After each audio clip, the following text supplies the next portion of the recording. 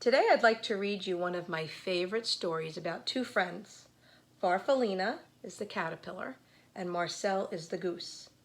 They are very close friends and we're going to see how they grow and change, and let's see if they remain friends throughout the story.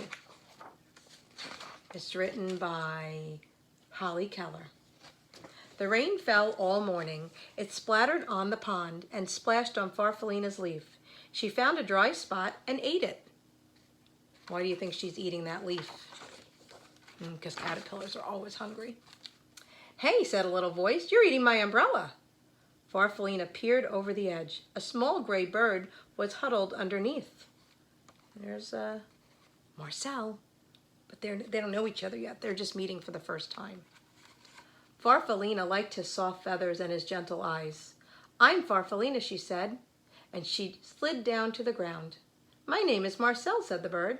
He liked Farfallina's smile and her pretty colors.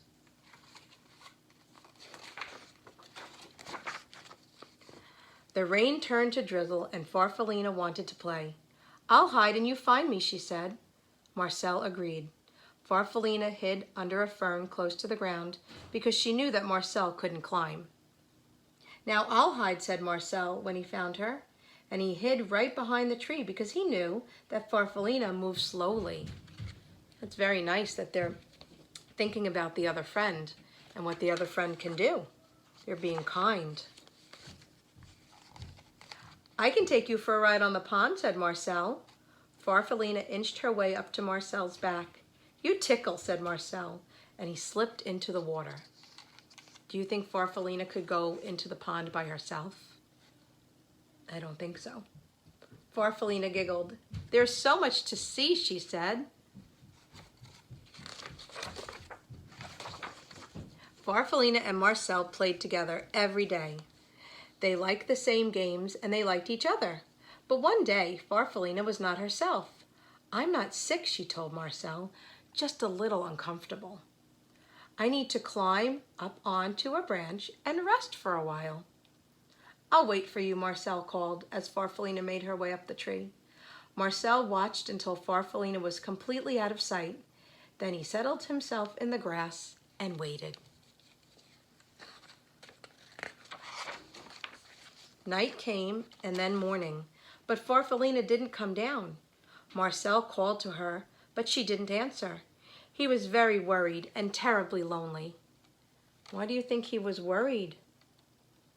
Because she was gone. And he was lonely. Why was he lonely? Because his friend wasn't with him anymore. Weeks went by. The afternoon grew longer and warmer, and Marcel went to the pond.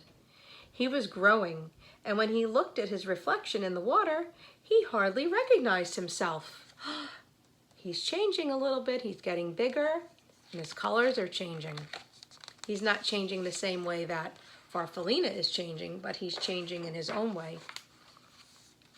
He went back to the tree every day to look for Farfallina, but she was never there, and after a while, he gave up. At the top of the tree, Farfallina was snuggled in a blanket of glossy silk. She was growing too. See her up there in her chrysalis? Wonder what's happening. The sky was blue and clear the morning that she was ready to come out and open her beautiful new wings. She had no idea how long she had been up in the tree, and she floated down to find Marcel. "I'll just wait," said Farfallina when she didn't see him, and she sat on a flower.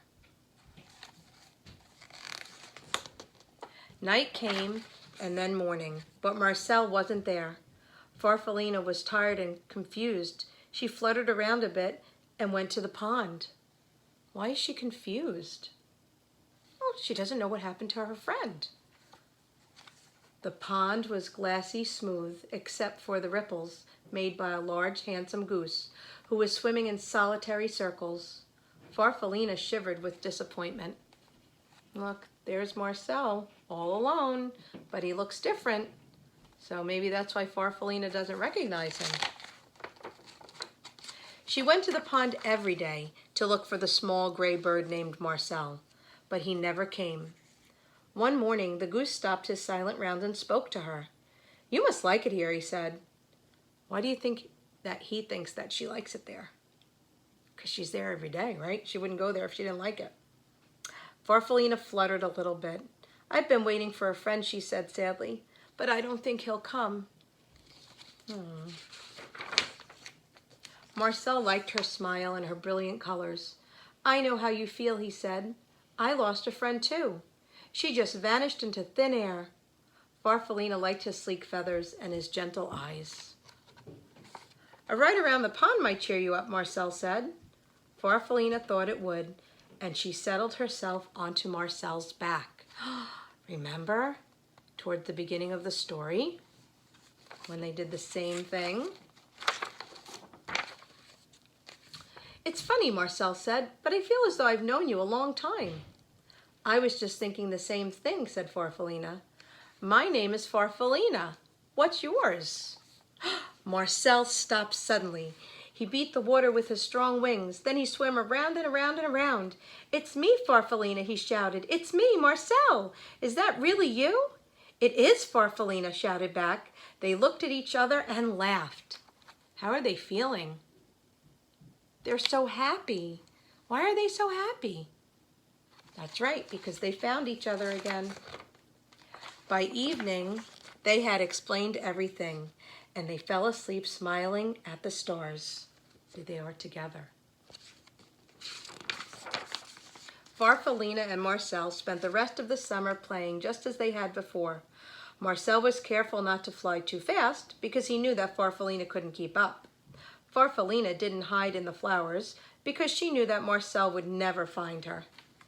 And they're still being very kind to each other. They are very good friends. And when the leaves on the trees around the pond turned to red and gold, they decided to go south. Together.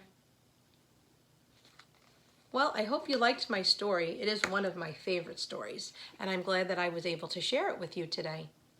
Maybe you can tell me what your favorite part was. Or maybe you can tell me about one of your best friends, like Farfallina and Marcel were best friends.